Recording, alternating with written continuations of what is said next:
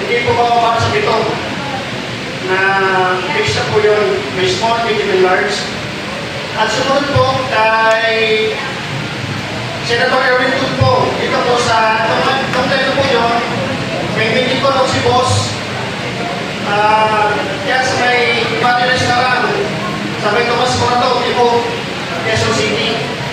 Kami po yung, advance team po. At meron po, meeting sila doon. Yung dumating na po, Senator Erwin at si boss, sila pa yung unang pumasok doon sa pintuan ng restaurant. Pumasok doon sa loob. Then, yung dalawang pong sasakyan na parehas na white van, mabilis lang po dito sa akin maglipat ng dalawang medium size na maleta.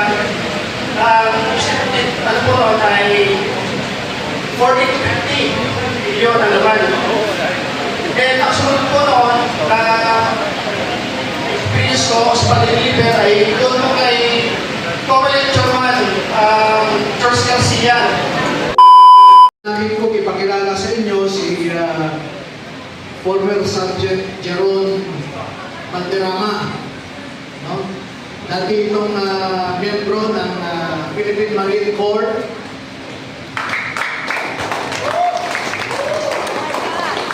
Ito ay honorably discharged. Nakasabihin na naman nila, dishonorably discharged. Honorably discharged po ito dahil nagkasakit siya. Nagkasakit siya dahil ilang buwan siya na-assign sa Mindanao noon. Sa Tipo-Tipo, sa Albarca, hanggang sa Maluso, sa Lantawan. No? At doon siya nakakuha ng kanyang sakit. Inilipad siya sa Viluna. At pagkatapos noon ay pinayuhan siya ng kanyang official na pwede siyang magpa-discharge na lang honorably. At pakinggan po natin ang konting kwento muna niya kasi kakarating lang niya sa Manila kagabi. No? Kakarating lang niya sa Manila kagabi. Hindi pa kami nagkwentuhan ng gusto. Pero fresh from him. Fresh from him ay magkwento siya kung ano yung kanyang naranasan noong empleyado siya ni Zaldico. Jeron? Salamat po sa inyong lahat, mga kabayan, mga kaibigan. Ako po si Jeron Gabriel Banderama.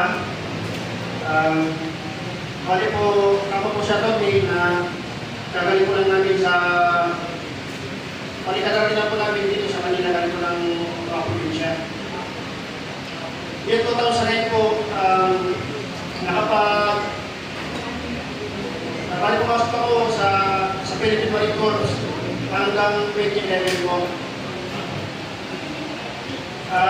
Doon naman po kay former correspondent ni Zaldico, kay Jose Esi, nakapasok po ako doon ng July 22, 2024 hanggang end of December 2025. Sa loob po na isang taon at 6 na buwan, ang mga narason po na mga pag-deliver ng mga mali-malera na sinasabihin kami mga samahan. Una-una po kay former speaker, yan po sa 14 Nara Street, South Forbes Park po. Bali po dalawang beses po dyan nakapag-deliver. Yung una po, bali tatlo po kami sa sakyan. Ako po yung security doon sa Linkar na private po doon, si Henry Bobina.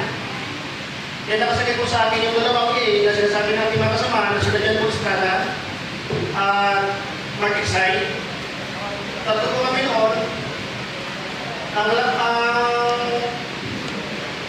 nilalaman po noon is nasa 30 na maletas na mostly po karamihan doon ay 4 large. Large amount po. Then yung sumunod po doon sa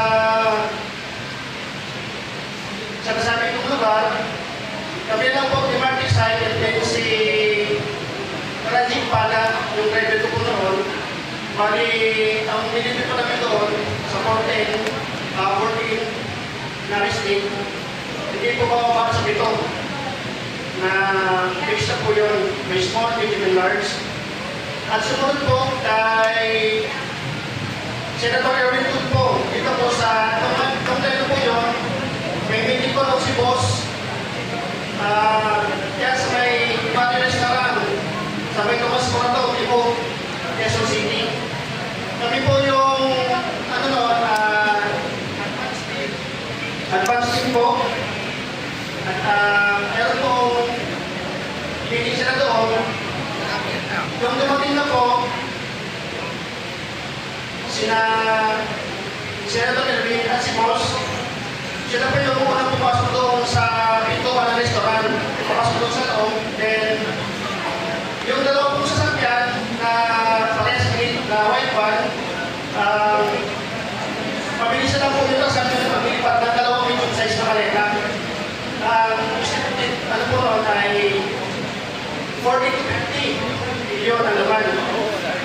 Then, ang sunod po noon na experience ko sa pag-deliver ay doon mo kay Corporate Chairman George Garcia. Yan po sa galing po sila ng Lasang Power noon. Then kami, andun kami sa may corner sa Peria State, North de la Rosa.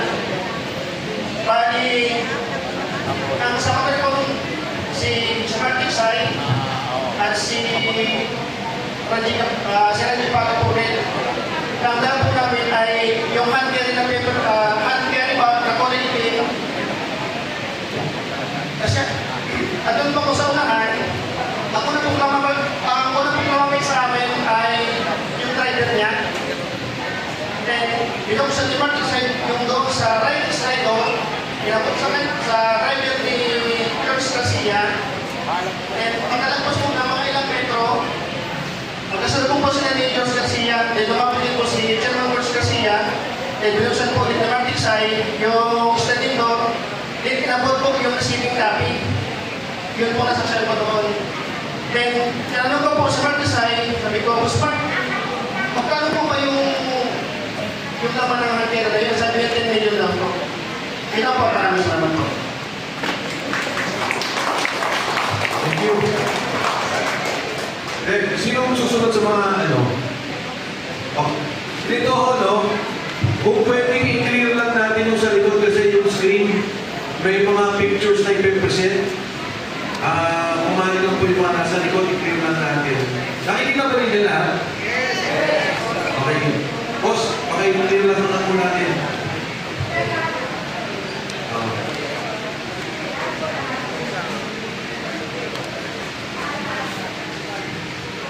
Clear lang natin, ha? O, sige. Sino mo sa susunod? Sige, si Wow, ikaw? Medyo medisyan lang. Hindi, yung kwento mo. Experience mo. Ito na yung mga individual na more or less affidavit nila. Si Wow Pan ay nararating lang din po niya kaninang umaga. I think kagabi. Kasi umuwi po siya sa Jensang dahil naapektuhan ang kanyang pamilya sa dumaan na lindol. Pati rin po si Dado. Umuwi po sila sa Tignalang noong immediately after the earthquake dahil umiiyak yung kanilang mga anak. Siguro affected psychologically. So, dumating po sila kagabi. Hindi po natapos yung affidavit nila. So kung ano lang yung natapos ko, base sa una nilang kwento, ay yun ang babasahin siguro niya. Bagus.